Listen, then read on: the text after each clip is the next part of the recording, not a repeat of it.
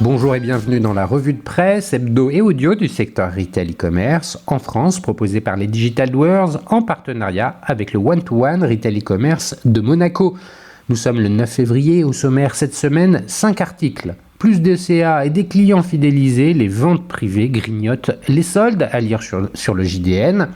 E-commerce français, le bilan 2023 en 10 tendances, à lire sur République et Retail. Comment la marque d'habillement St. James a fait évoluer son site e-commerce vers plus de services, à lire sur e-commerce mag.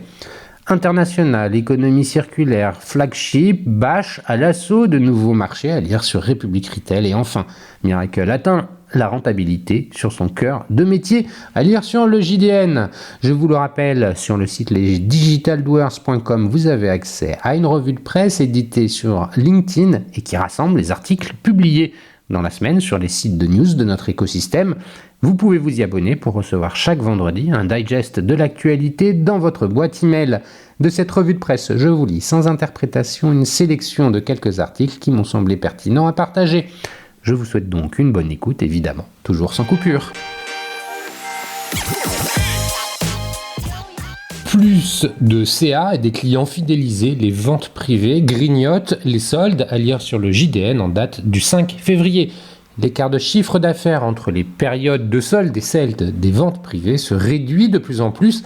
Les e-commerçants en profitent pour renforcer leur relation avec leurs clients. Que reste-t-il aux soldes? Le Black Friday a pris la première place des opérations promotionnelles en ligne par rapport aux soldes depuis plusieurs années déjà, rappelle Amélie Poisson, directrice générale adjointe, commerce et marketing de La Redoute. Or, la tendance est la même pour les ventes privées, alors que les premiers jours de soldes sont de plus en plus complexes. Le constat est limpide, les ventes privées offrant des remises aux clients adhérents en amont des soldes sont devenues un rendez-vous incontournable pour les retailers. Dans le secteur de la mode, 75% des marques ont activé un plan d'animation commerciale avec des ventes privées durant le mois de décembre 2023, selon Notify. Dans le cadre d'une étude exclusive commandée par la rédaction, Joko, application de shopping et code promo, a comparé le chiffre d'affaires des ventes privées avec celui des 10 premiers jours des soldes d'hiver en France depuis 3 ans. Sur l'ensemble du secteur de la mode, l'écart de revenus a diminué de 16 points entre 2022 et 2024. Un constat partagé par d'autres acteurs du marché. Si l'on examine les volumes de paiement sur les places de marché axées sur la mode, on constate que les acheteurs continuent de dépenser plus après le 10 janvier, date du début des soldes, que pendant les 10 premiers jours de l'année, période de vente privée, précise David Patin, directeur des ventes de MangoPay pour l'Europe de l'Ouest. Toutefois, au cours des 3 dernières années, cette tendance ralentit. Entre le 10 et 20 janvier 2024, les dépenses ont augmenté de plus de 22% par rapport aux 10 premiers jours aux 10 jours précédents, selon les chiffres de MangoPay, nettement moins qu'en 2023 où l'augmentation était de 69% après le 10 janvier. En 2022, les ventes augmentaient même de 114% au moment du démarrage des soldes. Si le trafic et les volumes ne sont pas comparables, le chiffre d'affaires des ventes privées croît plus vite que celui des soldes pour le site e-commerce des Galeries Lafayette, ajoute Marine Leplâtre, directrice de galerielafayette.com. Le taux de croissance annuel de son CA a gagné 6 points pendant les ventes privées en 2024, confie-t-elle. Mais les ventes privées ne sont pas en croissance seulement en comparaison des soldes. Selon Joko, les ventes en valeur des ventes privées d'hiver 2021 étaient 20% moins importantes que les ventes réalisées à la même période du mois d'octobre. En 2022, cet écart s'était réduit de 13%, puis à seulement 2% en 2023. En 3 ans, le chiffre d'affaires des ventes privées en France durant les premiers jours de l'année a cru de 42%.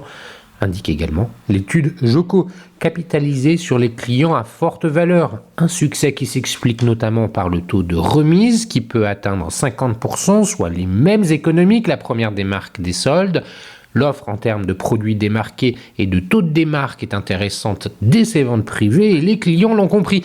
Il n'y a aucun intérêt à attendre le démarrage des soldes, mais seulement un risque qu'il n'y ait plus de stock disponible, explique la directrice e-commerce des Galeries Lafayette. L'e-commerçant y trouve aussi son compte. Contrairement aux soldes, les ventes privées ne sont pas un moment de recrutement de nouveaux clients, mais elles permettent de fidéliser la clientèle, explique Marine Leplâtre. Chez La Redoute, les clients fidélisés représentent en moyenne 50% du chiffre d'affaires en période de vente privée. Le taux d'adhésion à notre programme de fidélité a doublé par rapport à l'année dernière pendant les ventes privées, confie Amélie Poisson. Cette augmentation est aussi due à quelques évolutions de notre offre nuance-t-elle. Allongement des périodes de promotion. Avec des clients actifs, les marques sont de plus en plus à suivre la marche. Sur notre marketplace, nous avions 100 vendeurs ayant participé aux ventes privées cette année contre 75 il y a un an, illustre Marine Leplâtre. Ces bons résultats poussent également les commerçants à allonger ou multiplier les ventes privées. Pour les ventes privées d'hiver, un tiers des marques avaient avancé d'un jour la période promotionnelle par rapport à l'année précédente, selon Notify. Aujourd'hui, il existe 3 grandes périodes de ventes privées, en amont des soldes d'hiver et des soldes d'été, ou 1 ou 2 jours de vente privilège au milieu de l'année. Mais depuis peu, le Black Friday est aussi concerné. Si la directrice e-commerce des Galeries Lafayette affirme que l'objectif est de réduire la part du CA issu des promotions, le site e-commerce a doublé le temps des ventes privées en amont du Black Friday par rapport à l'année dernière, en passant de 3 à 6 jours. Nous sommes entraînés dans cette course par nos concurrents, explique Marine Leplâtre. Si l'on ne se positionne pas, il y a une vraie perte de chiffre d'affaires associée.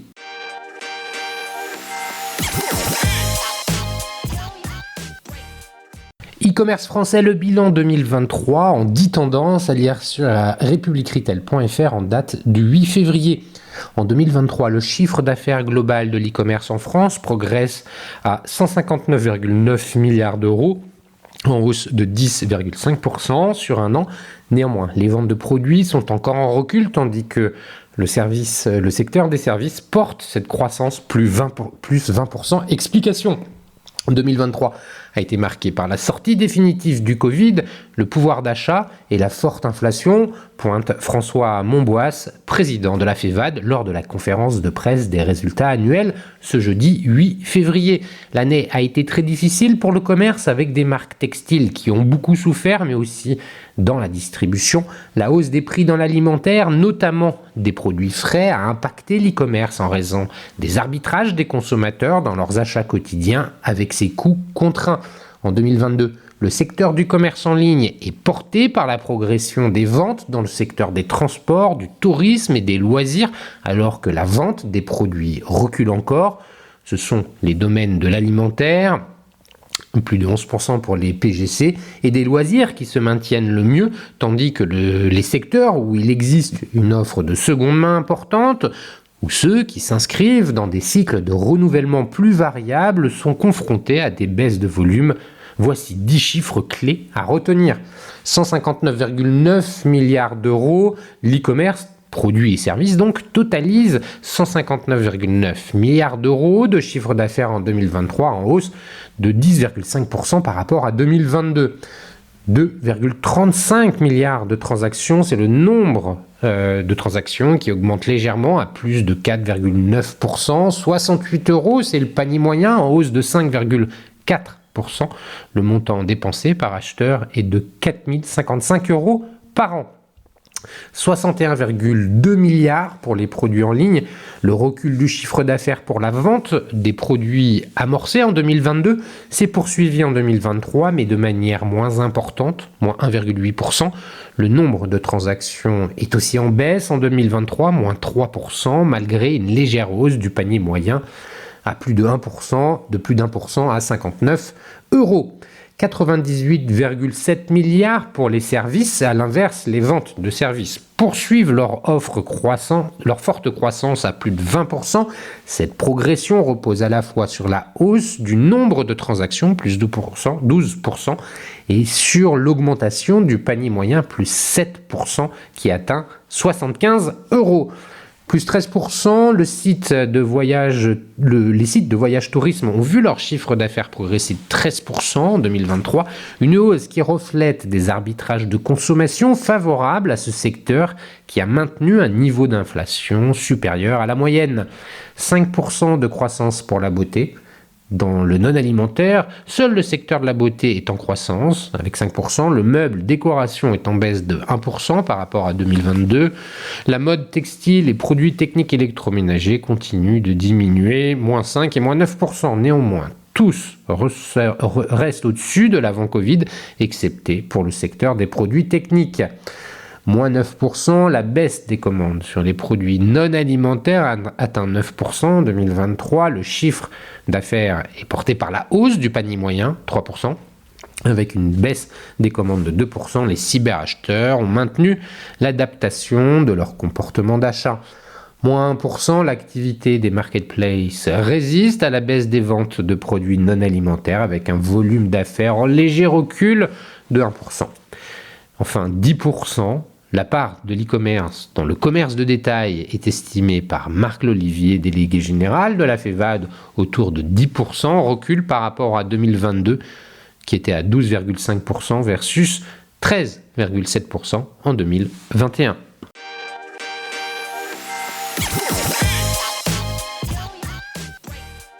Comment la marque d'habillement St. James a fait évoluer son site e-commerce vers plus de services, à lire sur e-commercemag.fr en date du 5 février. La fluidité des paiements et virements est d'une importance cruciale dans le développement d'une enseigne d'e-commerce. Maëlys Devienne, responsable e-commerce de la marque de mode et habillement St. James, revient pour nous sur les avancées réalisées ces 3 dernières années pour optimiser son site de vente et proposer de nouveaux services à la clientèle, comme la facilitation des retours en Europe et la réparation des produits achetés online. St. James est une marque patrimoniale de la mode et de l'habillement, renommée pour ses chandails marins tricotés en mailles serrées. Elle exporte dans le monde entier. Sa production part pour un tiers en Europe, un tiers aux USA et au Canada et un tiers en Corée et au Japon. L'e-commerce est en progression depuis la flambée du Covid qui a favorisé l'effort des ventes digitales avec un report de la clientèle boutique qui s'est mise à faire des achats en ligne. En France, l'e-commerce représente 4 millions d'euros de chiffre d'affaires et si je considère le chiffre d'affaires global de l'entreprise, l'e-commerce représente quasiment 10% de ce montant. Précise Maëlys Devienne, responsable e-commerce de St. James. Tout ne s'est pas fait du jour au lendemain. En avril 2021, l'entreprise a refondu son site en le faisant migrer sur Shopify. C'est à cette époque que nous avons commencé à travailler pour St. James, indique Alexandre Guillot, Senior Customer Success Manager pour le prestataire de services financiers Molly, qui assure toutes les transactions e-commerce en Europe, dont la France, mais aussi au Royaume-Uni. En 2021, nous avons choisi de travailler avec Molly car ils offraient des plugins faciles avec Shopify. C'est important pour nous en plus de la réactivité du support technique, explique Maëlys Devienne, responsable e-commerce de la marque. L'enseigne exportant dans le monde entier, il fallait une e-boutique robuste, fonctionnant en multi-devises et facilitant les rapprochements avec la comptabilité de l'entreprise. Pour Alexandre Guillot, l'idée est d'être un peu l'équipe paiement de St. James ou du marchand de manière générale, déporté chez Molly. On essaye d'améliorer ce qui peut l'être de manière proactive, par exemple en dynamisant l'authentification 3DS, ce qui permet d'améliorer le parcours d'achat, ou en mettant en place Apple Pay qui progresse depuis 2 ans de façon nette. Cela draine environ 7% des paiements actuellement. De nouveaux services pour fluidifier le parcours client et promouvoir des buts RSE. En matière de paiement, les clients recherchent la fiabilité, la sécurité, mais aussi des facilités de paiement auxquelles nous réfléchissons avec l'idée d'avoir une solution omnicanale, à la fois e-commerce et retail, signale la responsable e-commerce. De fait, le prix de certains manteaux peut excéder 500 €. Le panier moyen sur le site est souvent aux alentours de 165 €. Au-delà du montant moyen dans le secteur de la mode, St. James et Molly développent de nouveaux projets en lien avec l'univers du paiement, comme celui relatif à la réparation des produits. Si un client souhaite faire réparer son pull marin dans nos ateliers à St. James, nous avons mis en place tout un processus pour lui permettre de faire sa demande et de payer en ligne sur le socle développé par Molly. Le client remplit un formulaire pour qualifier sa demande, préciser la réparation à faire, trou, accroc ou déchirure. Il joint quelques photos. Nous réceptionnons sa demande dans nos ateliers, nous l'examinons pour nous assurer qu'elle est faisable techniquement, décrit Maëlys Devienne. Une fois que tout est confirmé, un lien de paiement est envoyé au client pour qu'il puisse régler la prestation de réparation. Autre chantier en cours avec Molly, la simplification des retours des produits achetés par les clients européens sur le site. En France, les retours sont offerts. L'enseigne envoie une étiquette préaffranchie, prépayée, et le client fait son retour e-commerce sous 30 jours. Sur l'Europe, ce n'est pas le cas. Les retours sont payants. Molly a conclu un partenariat avec SoundCloud, notre plateforme de gestion des expéditions et des éditions d'étiquettes de transport. L'idée est de faire payer les frais de port-retour à nos clients directement à cette nouvelle brique de service de paiement. Comme cela, nous simplifions la procédure de retour et fluidifions le parcours client par la même occasion, déclare Maëlys de Vienne.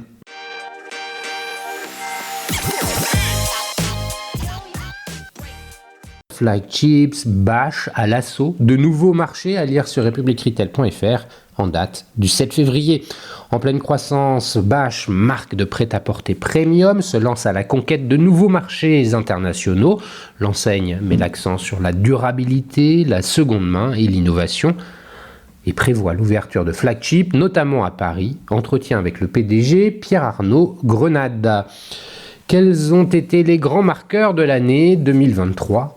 C'est une année avec pas mal de contrastes géographiques, avec de fortes croissances en Asie et dans les pays européens, tandis que la France a été plutôt stable, un marché mature pour Bash.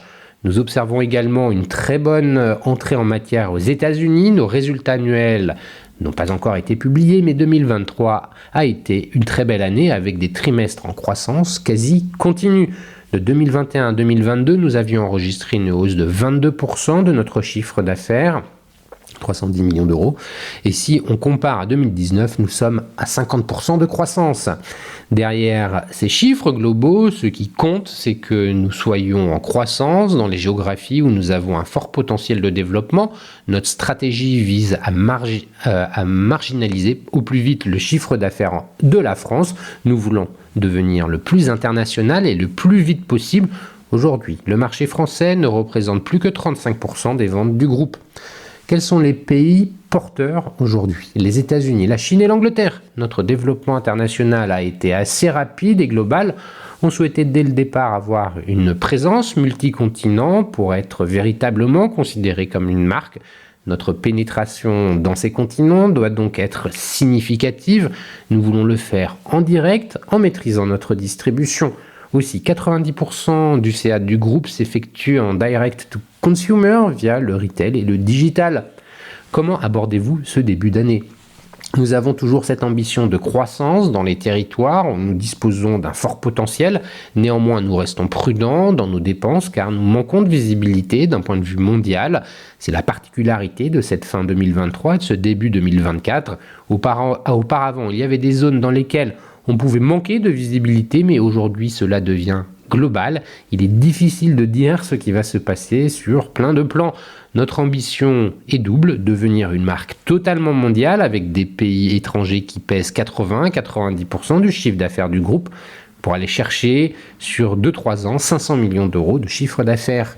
Nous voulons également devenir une marque lifestyle, c'est-à-dire de créer à la fois un univers émotionnel autour de la marque, plus puissant, plus différenciant, et lancer d'autres business et lignes que le prêt-à-porter. Nous devons aussi faire grandir notre business model circulaire, développer notre chiffre d'affaires, tout en décorrélant de cette croissance l'utilisation de ressources naturelles. Notre impact carbone a déjà baissé de 15% entre 21 et 22.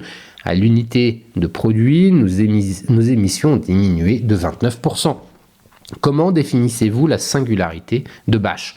La marque a un pouvoir émotionnel, un ADN très fort qui tourne autour de la joie, la sororité, le collectif, la liberté. Elle a un style aussi reconnaissable dans le temps, avec un univers fort, contrairement à certains de nos concurrents dont le style varie en fonction des modes. Notre différence repose sur ce vrai continuum associé à certains produits et styles. Cela ne nous empêche pas de renouveler nos collections et de réinterpréter ce style en fonction des tendances de mode. Bash repose à la fois sur sa créativité et un merchandising drivé par la data en tant qu'entreprise data-driven.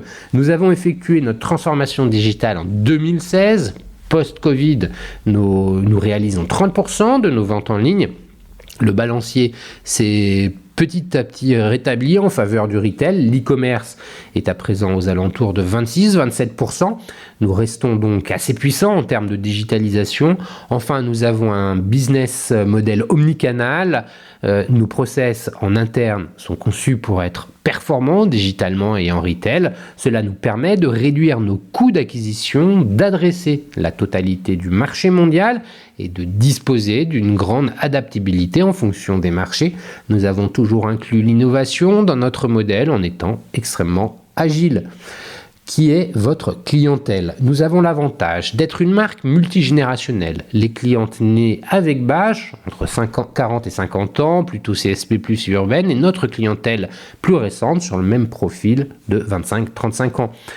Vous êtes lancé dans la seconde main fin 2022. Avez-vous réussi à trouver votre modèle économique?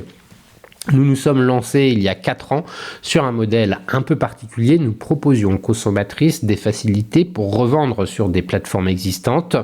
Puis nous avons décidé de proposer nous-mêmes de la seconde main, c'est-à-dire acheter et revendre depuis 1 an et demi sur le marché français. Quand nous avons commencé, le business n'était pas rentable, comme beaucoup de retailers. Nous avons travaillé sur le modèle et aujourd'hui la rentabilité est là.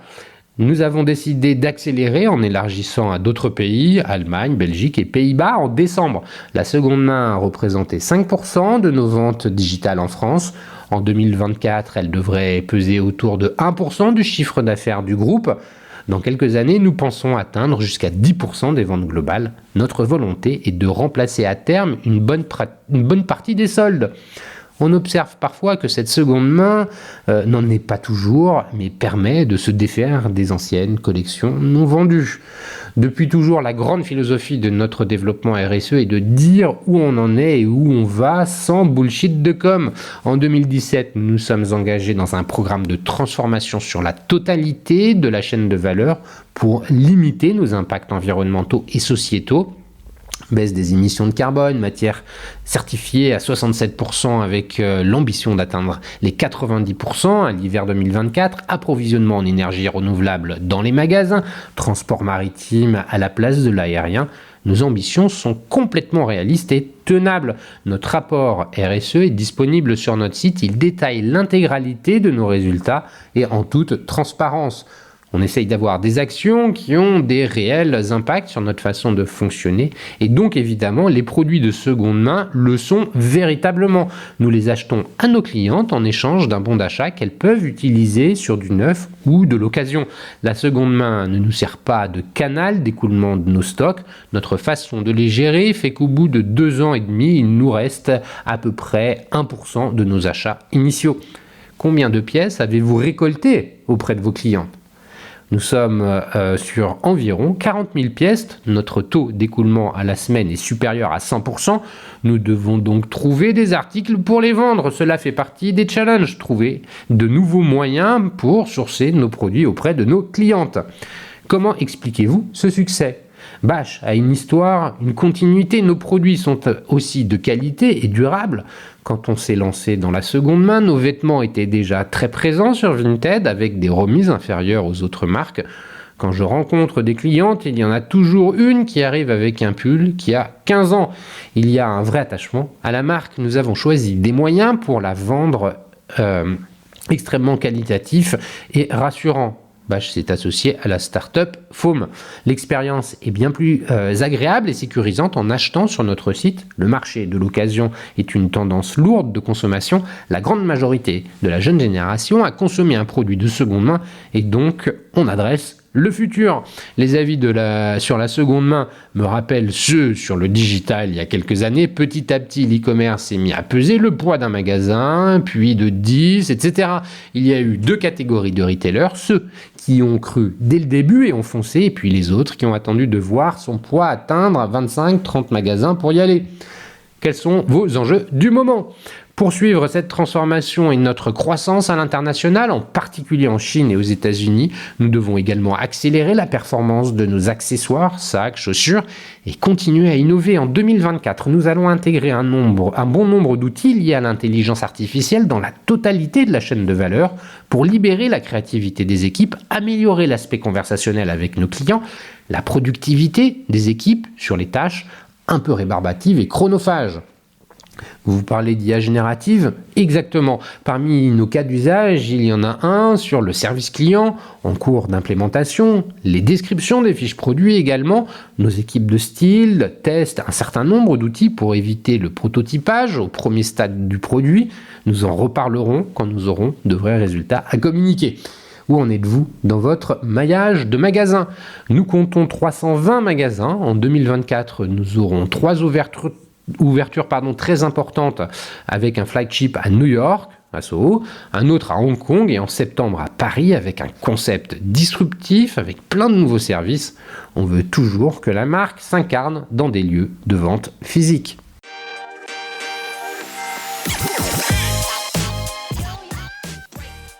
Miracle atteint la rentabilité sur son cœur de métier, à lire sur le journal du net en date du 7 février. Ce mercredi 7 février, le spécialiste des places de marché publie ses résultats pour l'année 2023. Outre une GMV en croissance de 50%, Miracle développe le retail média. Miracle, la solution de développement des marketplaces, dévoile ce 7 février ses résultats annuels 2023 en hausse de 50%. Le volume d'affaires, GMV, de la société internationale enregistre une croissance record pour atteindre les 8,6 milliards de dollars. Un an plus tôt, la GMV de Miracle était en croissance de 43%. L'entreprise ajoute que 30 des marketplaces qu'elle a déployés ont dépassé le seuil des 100 millions de dollars de GMV en 2023. Mais la grande réussite de Miracle est d'avoir atteint la rentabilité sur son activité de création de marketplace, Miracle Platform, lors du dernier trimestre de l'année. Une solution qui s'est enrichie avec l'intégration de Miracle Insight, un dashboard d'analyse de données. Pour rappel, Miracle a déployé par le passé des places de marché de Carrefour, Decathlon, Galeries Lafayette ou encore Darty. La croissance de son revenu annuel récurrent est quant à elle en baisse de 20% en 2023 contre un rythme de 40% en moyenne sur les 3 exercices précédents. Ce revenu annuel récurrent s'élève à 160 millions de dollars. Pour générer de nouveaux revenus, la société s'est diversifiée avec le déploiement de Miracle Ads, du retail média, et Miracle Payout, une solution de paiement en 2023. La publicité est un grand terrain de jeu pour Miracle, dont l'écosystème représente près de 2 milliards de visites annuelles. Pour propulser son activité retail média, Miracle s'est associé à Havas Group, dont les clients ont accès à la suite du fournisseur de solutions. Depuis son déploiement au 3e trimestre 2023, Miracle Ads compte 10 clients. Une suite d'outils portés par l'IA. L'ensemble de la suite de solutions de Miracle est soutenu par un algorithme d'intelligence artificielle maison. Selon la société, les premiers cas d'usage permettent de multiplier par 14 la vitesse de mise en ligne des catalogues produits, d'augmenter de 15% le taux de conversion grâce à la personnalisation et de réduire de 90% le temps de résolution des incidents clients. Miracle veut aussi favoriser le développement international de ses clients avec des transactions assistées par l'IA. En juin dernier, l'entreprise annonçait également un outil basé sur les modèles d'IA générative d'OpenAI pour optimiser les fiches produits sur les places de marché.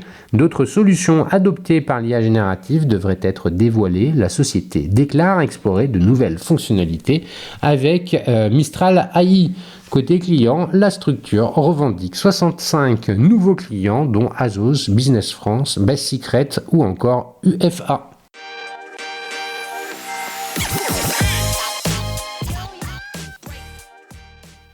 Et voilà, c'est fini pour cette semaine. Merci de m'avoir écouté. N'oublie pas de vous abonner à la revue de presse sur le site lesdigitaldoers.com. Si vous aimez l'exercice de cette revue de presse Retail e-commerce dans sa vision audio, n'hésitez pas à me le faire savoir en m'envoyant des messages sur LinkedIn et mieux encore en la faisant connaître autour de vous. Enfin, un dernier message d'auto-promo avec les Digital Doers. Je produis des chaînes de podcasts thématiques sur les pour les prestataires de services de notre écosystème. Donc si vous souhaitez animer la prise de parole de votre marché, c'est l'occasion d'inviter des clients et des prospects à venir converser avec vous autour de votre proposition de valeur.